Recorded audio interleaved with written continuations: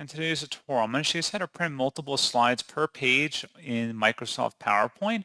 So this should hopefully be a pretty straightforward process, guys. And without further ado, let's go ahead and jump straight into it.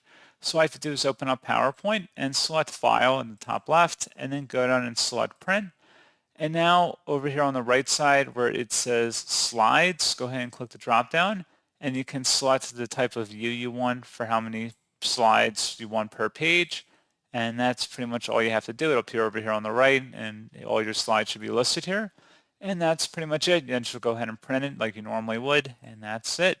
So as always, thank you for watching this brief tutorial. I do hope that I was able to help you out, and I do look forward to catching you all in the next tutorial. Goodbye.